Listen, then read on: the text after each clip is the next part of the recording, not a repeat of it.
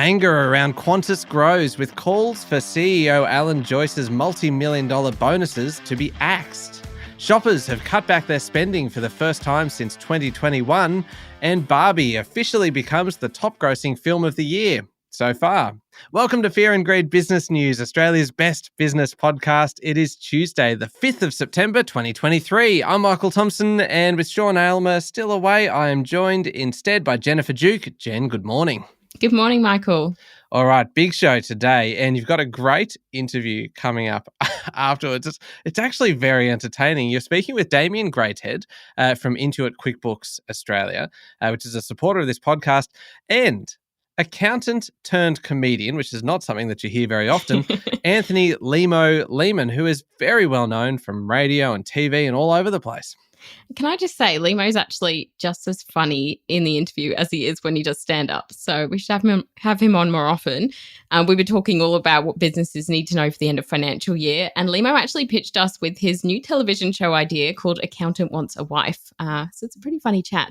Yeah, absolutely. Because I know we're, 2 months past the end of financial year, but really a lot of businesses are just kind of getting to finalising their tax now. And so it's kind of goes through a lot of those issues and how to set up better for the next financial year as well. So it's a good interview, a very funny interview, which is really not something that we say that often on Fear and Greed.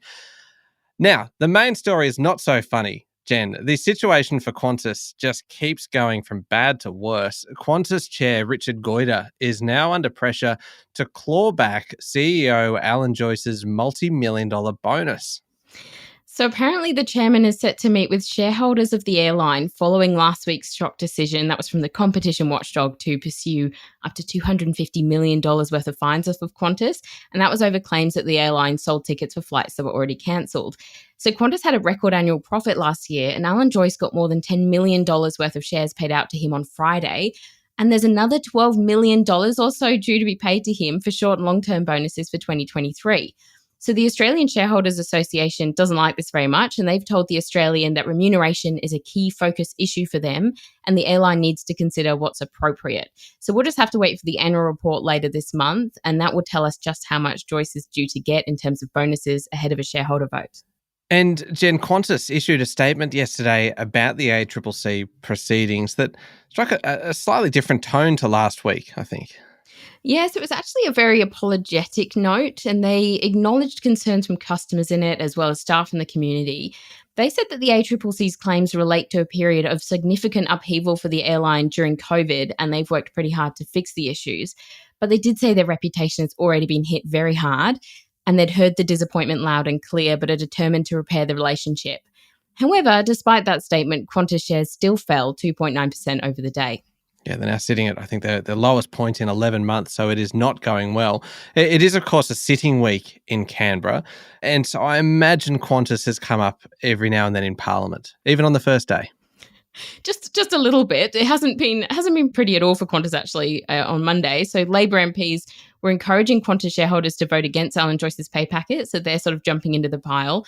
And the Qatar Airways issue just won't ease up. So the opposition's now calling for a Senate inquiry into the decision to block the request for extra flights.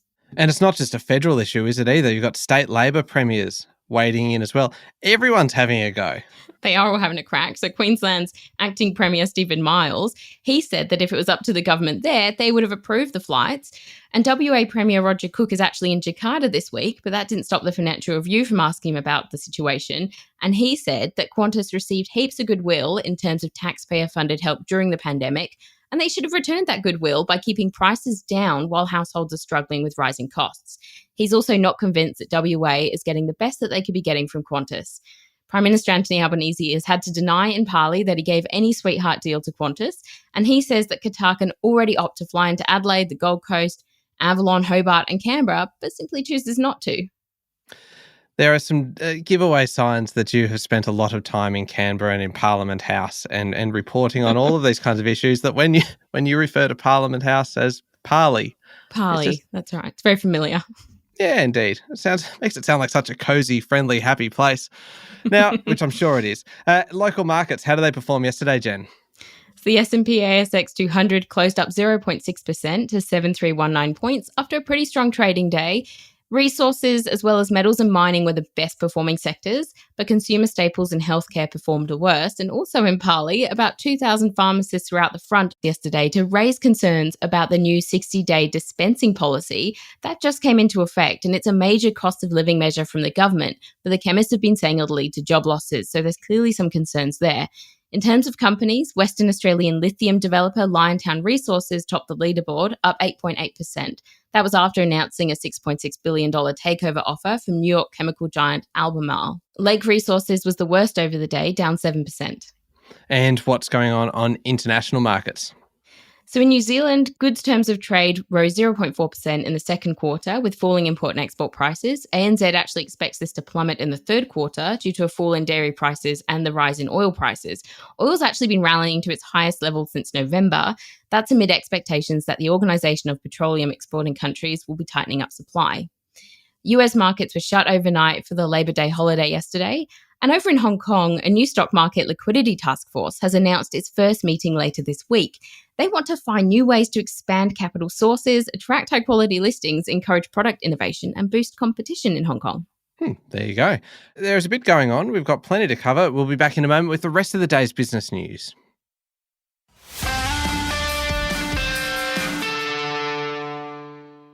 Now, of course, Jen, it is a big day today for economists and for mortgage holders alike, really. The RBA is due to hand down its interest rate decision this afternoon.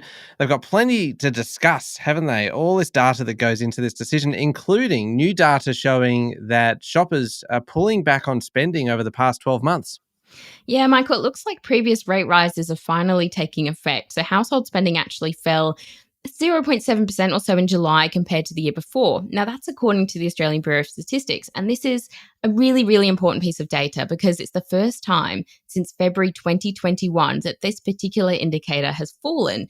This is even more reason for economists to be confident that the RBA will keep rates on hold this arvo. So what are, if we have a bit of a look at this data, what are people actually pulling back on? So it's definitely those discretionary purchases, which were down 3.3% over the year. So non-discretionary spending is up by 1.7%, but that's the lowest rate of growth in about 2 years. Spending on goods, or as I like to call it, stuff, had its biggest decline since July 2021 with a fall of over 4%.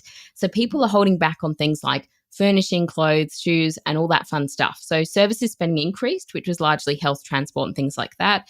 Of course, rising prices are having an effect here.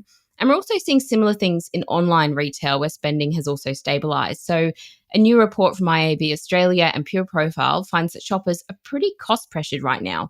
Customers are looking for loyalty programs, rewards and discounts from businesses when they hit up online shops. Yeah, makes sense. And there was also some data from the Bureau of Statistics about business performance over the June quarter. Now, you are the economics correspondent for Capital Brief, of course, and I'd be very curious to see whether you refer to spending on goods as spending on stuff in Capital Brief as well. But how does that data about business performance kind of bode for Q2 GDP data that's due out tomorrow? So it was a pretty weak performance for businesses. Inventories were contracting, sales were soft, and very concerningly, company profits actually fell. Now, the market was expecting profits to be soft but not to be declining, and that suggests that tomorrow's GDP result will be much weaker than expected. Now, this is an interesting one, Jen. The Future Fund has published modelling to show the impact to taxpayers if it is liquidated, and these estimates show that we would all be much worse off. So, Michael, I don't know if you remember, but a couple of weeks ago, we talked on Fear and Greed about the Centre for Independent Studies calling for the liquidation of the Future Fund. I do remember. You do remember. That's good. That's always good that you're listening to the things that I'm saying. You know what? Every day you're sounding a little bit more like Sean Aylmer, and because he's often questioning whether I'm listening and paying attention, and I am always listening and always paying attention, so please do go on. I'm very pleased because they said at that time when we talked about it that the government would save itself a chunk of money that was to the tune of about $10 billion a year if they used the proceeds of liquidating the Future Fund to pay down the nation's debt. And we could shave 25% off the $896 billion or so overall debt balance that Australia has, just a bit of pocket change. But the new modelling conducted by Willis Tower Watson shows that taxpayers would be out of pocket by about $200 billion over the next decade, should that happen. And that's because the Future Fund is expected to outperform the cost of government debt. So the AFR reports that Future Fund Chairman Peter Costello says that calls to liquidate the fund are poorly conceived and would damage prospects for future Aussies. Jen, Hilton Hotels are in a dispute with the Australian Tax Office over allegations that the group used a scheme to minimise its tax and hasn't paid its fair share.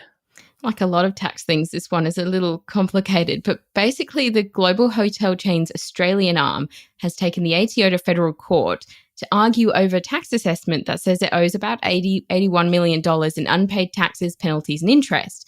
Now, the Sydney Morning Herald reports that the ATO reckons that it owes $51 million in taxes following the sale of its Hilton Sydney property in 2015, so that's part of it, and it received $442 million for that sale. Okay, so you prefaced it by saying it was slightly convoluted. What exactly was the issue? So the ATO says that a capital gain wasn't properly recorded during this period, though the actual amount it thinks it's owed isn't public because of court redactions. And the ATO is accusing the hotel of using a business structure and scheme specifically to avoid tax. But Hilton's defence says this assumption is completely incorrect and the scheme was to achieve commercial objectives. There's going to be another hearing in April over this one, so I think it's going to be interesting to see what happens. Now, there's some worrying research coming out of Peak Body Business New South Wales. Nearly a quarter of businesses in the state are planning to cut staff over the next 3 months, and the pressures are actually national. Yeah, it's a really concerning bit of data, actually. So the Business New South Wales survey looked at more than 1,000 businesses, which employ together 78,000 workers. That's a lot of people. They found that 23% of those companies are quietly planning to reduce staff in the coming quarter. Thankfully, just over 60% are intending to hold on to the same number of staff and 15% will hire more workers. Yeah, that is not exactly comforting for workers right now. Yeah, it's absolutely not. So joblessness does remain pretty tight, but it's increased a little recently. And with high cost of living, it's tough for households to comprehend any time out of work at all. As we mentioned before, higher interest rates are starting to hit consumer spending, and now we're seeing that this is having a knock-on effect for employers and their ability to keep staff. This is actually part of the function of higher interest rates, and we know a similar pressure is probably being felt by businesses across the country as the Reserve Bank looks to keep rates up. Now, this next one's a really interesting story, Jen, and it goes to an issue that we've actually talked about on Fear and Greed quite a bit. Aussie unicorn Canva has been singled out by the financial watchdog as a test case for how hundreds of billions of dollars worth of unlisted assets are being valued and treated by super funds. Yeah, so Canva was specifically chosen by APRA because the company is high profile and its value has been really volatile. So this review, which is from the Australian Prudential Regulation Authority, found that most of the governance practices related to valuations of Canva were appropriate. So that's a really good sigh of relief, honestly. But there were some areas of concern that still needed improvement. That included some funds being too slow to do a revaluation during those periods of volatility. So bear in mind that we don't know which super funds are being reviewed. APRA says there weren't enough interim revaluation triggers in valuation policies, not enough info was given to boards, and there are skill set gaps among directors who therefore might not have been as willing to challenge the information being provided to them. Now, this next story, Jen, I think this is fascinating data. Millennials are no longer heading to the big smoke to find jobs and are in fact actually going in the opposite direction to the country. So I love this story because I actually did my own regional tree change situation as a millennial. And I feel like I'm actually trendy for once, which is lovely if you look at this if you look at this data. It never happens. Never ever happens. Is that why this story made it into Fear and Greed today? So that you could hold it up and say, I am on trend. I'm on trend. I'm feeling young again. It's lovely. So if you look at this data, it's from the Regional Australia Institute, and you look at the 2011 to 2016 period, 37,000 25 to 39-year-olds during those years went to the capital cities from the regions. That's on a net basis. But then if you look at 2016 to 2021, there was actually a net gain to the country of 54,000 millennials. Okay, so why is this happening? Why are they moving? So some of this is definitely the COVID period, which shows up in those dates. But the Institute says that it shows the trend was already underway even before we'd even heard of lockdowns. They also claim that 1 in 5 people in the city still want to leave. So it is cheaper in the country, it's more peaceful, and you might actually even be able to afford a house. Who knew?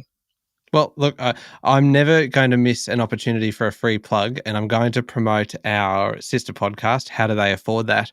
Because we actually did this as a Yes, you full did. episode where we looked at all the things that you need to consider before you undertake a tree change or a sea change, and just the various kind of things you need to be mindful of, because it's not really a holiday. It is a full change of lifestyle. But for some people, for many people, it suits them perfectly. And you, it seems, are one of those people, Jen. It is amazing, except for the fears of bushfires and those sorts of things. So Get a good mower. indeed. Now, in international news, Chinese lenders have become a major source of funding for Russia's banks, filling a gap left by Western institutions who, of course, pulled out following the invasion of Ukraine. So there was an analysis done by the Kyiv School of Economics for the Financial Times, and it found that China's exposure to Russia's banking sector has increased fourfold in the 14 months to March. Now, 4 of the biggest banks saw their combined exposure rise to $9.7 billion from $2.2 billion. Russia is shifting away from the US dollar and the euro as a reserve currency and is clearly pivoting towards China economically. Trade between Russia and China hit a record high last year. Now to something slightly lighter, I suppose you'd say, Jen. Barbie has become the top grossing film of 2023 after raking in $1.38 billion worldwide. It's pretty huge, and it's now taken the box office record title from the Super Mario Bros. Movie, and it's expected to end the year as the top film as well. I don't know if you've seen the Super Mario Bros. Movie or Barbie. I haven't. I'm guessing you haven't seen it, just also by the fact that you refer to it as the Super Mario Bros. Movie, and it is the Super Mario Brothers movie. And it's just, is that how people say it? Yes, it is. No, I haven't seen it. And apparently Barbie is the biggest success in Warner Brothers history too. Clearly my pronunciation isn't the biggest success. No, it would appear not. Now, Barbie has just been a tremendous success, and it feels like it's actually brought a bit of life back to cinemas. But this has been a big year, a massive year for Hollywood. Yeah, it has been. And it's not all light and happy glitter in Hollywood right now, because actors and scriptwriters have been on strike for their first joint action in about 6 decades. And California's economy has apparently taken a $5 billion hit as a result of it. So the writers' part of the strike has been going on for more than 125 days, while the Screen Actors Guild went on strike in mid-July, which was just around the time that Barbie was released. So it sort of was all downhill from there, I think. Yeah, seems to be. All right, up next is the Fear and Greed Daily Interview. You are speaking today to 2 guests at the same time, Damien Greathead from Intuit QuickBooks Australia, which is a supporter of this podcast, and accountant turned comedian Anthony Limo Lehman. Yeah, so Damien gave us some really good tips that all businesses must know ahead of doing their tax. And Limo actually told us how he did the switch from accountant to comedian and how much of his material comes from the tax system, of all places. It's not the likely place to source comedic material from, but he does it so well. The tax system is pretty funny some days. Yeah, it can be. Yeah, it's a really good chat, though. It's coming up next in the Fear and Greed playlist on your podcast platform or at fearandgreed.com.au. Thank you very much, Jen. Thanks so much, Michael. It is Tuesday, the 5th of September, 2023. Make sure you're following the podcast and join us online on LinkedIn, Instagram, X, and Facebook. I'm Michael Thompson, and that was Fear and Greed Business News. Have a great day.